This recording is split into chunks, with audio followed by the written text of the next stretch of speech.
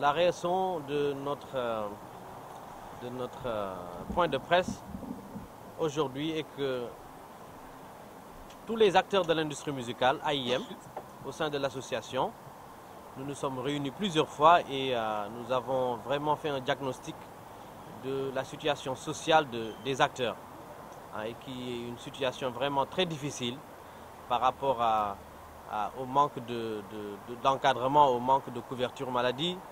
à beaucoup de choses qui sont des carences, avec lesquelles vraiment on ne peut pas s'épanouir dans notre secteur d'activité. Et la solution pour nous, c'est vraiment de pouvoir nous donner la main, ensemble, et puis de demander au président de la République, M. Macky Sall, son Excellence, de nous accorder une audience. Parce que depuis les indépendances, il y a des problèmes fondamentaux qui sont là, qui n'ont jamais été résolus par aucun ministère de la Culture. Bien que nous ayons vraiment de l'espoir avec l'arrivée de ce nouveau ministre de la Culture, mais nous souhaitons vraiment avoir une rencontre avec son Excellence, le président de la République, M. Macky Sall, pour qu'il entende les vrais problèmes que nous avons, et pour qu'il puisse trouver les solutions adéquates. Donc c'est la raison de notre point de presse et nous sommes réunis. Vous voyez tout autour de moi de très grands artistes qui sont là, qui vont prendre la parole. Si, Président, je pense que aujourd'hui c'est un éveil des consciences. Parce que c'est une prise de conscience générale de ce que vivent les artistes qui font que nous sommes là aujourd'hui. Il va falloir que nous puissions prendre la parole et que nous soyons assez responsables pour apporter une pierre à la construction des générations futures sur le plan de la musique de l'industrie de la musique.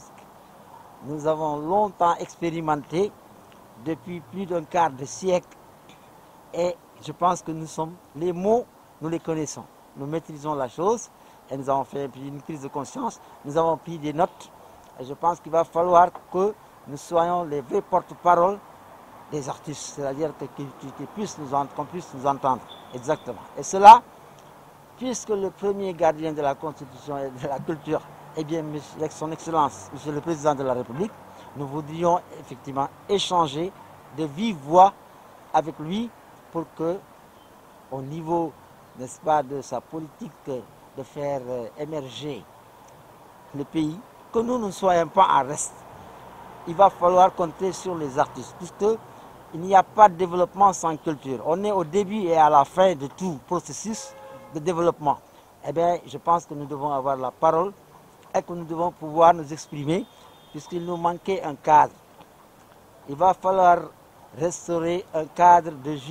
juridique d'expression des artistes, que l'on ne considère pas seulement comme des acteurs pour faire un spectacle, pour faire plaisir aux gens. Mais non, nous avons envie maintenant que nous ayons des droits, mais aussi des devoirs. Bon, autant pour chaque citoyen, comme pour chaque citoyen. Donc il va falloir définir ces cadres, mais il va falloir aussi qu'on ait voix au chapitre. Ça veut dire qu'on voudrait partager avec les décideurs de notre pays de ce que nous vivons. Du nuyu bu baax suñu président de la République, c'est le président de tous les Sénégalais, protecteur des arts et des artistes.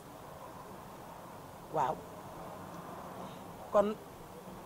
li nga xam ne li mu wax nii li ma ci yokk rek mooy ñun suñu sañoon xëy na suñu nekkin dina gën a amélioré wu bu boobaa dina baax ci ñëpp. Couverture maladie suñ ko amee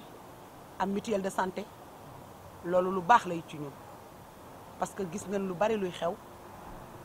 ñuy def ay téléthon pour ay artistes pour faju wala ñuy def quête pour ay artistes ñuy faju te ñoom sax du leen neex après dañ naan ñoom waxuñu santaane wuñ ko sax dañ koy wax parce que ku sañoon boo feebaree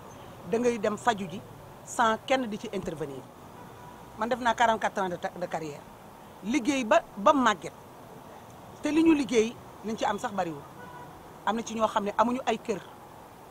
dañoo luyee fa ñu dëkk su fin du mois jotee ah bu ñu bëggee fay sax du ñu am lan la ñuy fayee te ñooñu Sénégal moom kenn dootul weranteeti ñun lan la ñu def ci Sénégal bégal nañu Sénégal gale yi façon bégal bu nekk suñ président la ñu di ko ñaan parce que c'est le président de tous les Sénégalais te ñun ay citoyens lañu bu ñu sañoon tey jam ñaaju bii ñun ñu am ci ay terrain di nga dégg ñu naan cité des enseignants cité des douanes cité bu nekk dégg nga ko mais cité des artistes man mosaguma koo dégg kan moo jariñoote léegi ak CD amatul kenn jariñootu ko cassette moo gënoon CD parce que buñ ma sànni génnee suñu cassette à l'époque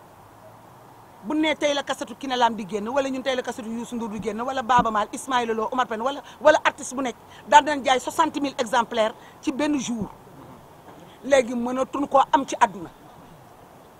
soo génnee tey sa CD di nga ko fekk fii boo yéegee fii ci kaw pont bi di nga gis dañ koy tegale lépp piraterie te bu jëkkoon dañoo am ay producteurs yi ñu daan produire amatul y en a plus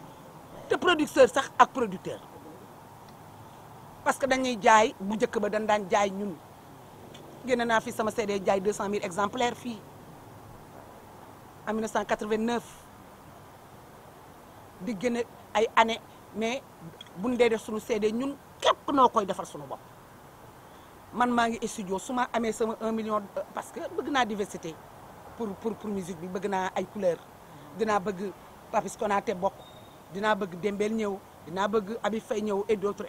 su ko defee mu am couleur su ma duggee studio su ma fayee ba mënatuma fay damay dem sama kër toog ba amaat ñëw mais li nga xam ne moo nekk ci bëgg bu sañoon l'entrepreneuriat féminin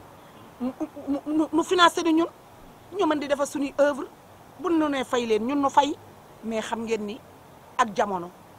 te ñun ñu di ay mère de famille lañu ñun amatuñu lenn lu ñuy prouver Sénégal lu nu waroon a liggéey Sénégal liggéey nañ ko jël nañu musique bi porté ko fu sori jéggi ak moom ay frontières yu dul jeex xanaa ñun kenn dootuñu laam-laamee fii ci réew mi wax dëgg yàlla suñu sañoon ak suñu président bii suñu sañoon xëy na lu nu amul woon moom nu am ko ci moom. comme ni ma recevoir ñeneen ñi ak ñeneen ñëpp kenn ku nekk ñëw toog wax sa doléance ñu wax ko li ñu xalaat ak li ñu bëgg bu nu sañoon daal ku feebarati kenn dootu ko dégg neexul kenn. suñu sañoon bu nu ku ci feebar da ngay làmb sa bos mais ñëpp yemul lu président dimbalee daal wax dëgg yàlla jox nu dëkkuwaay suuf soo xam ne ñun dañ naan kaay leen fii suñu mayee terrain ñu dem tabaxale suñu bopp baax na suñu joxee ni fii yéen a ko moom mais nag location vente dee leen fay loolu ba tey it baax na ñun daal suñu sañoon toog ak le président de la république am na loo leen lu bare loo xam ne ñun duñ ko wax dañ koy dëxëñ ba yàlla maynu nu toog ak le président de la république ñu di ko sant di ko ñaanal fi mu jëmee la magistrature am bi yàlla defal ko ci ndam lu rëy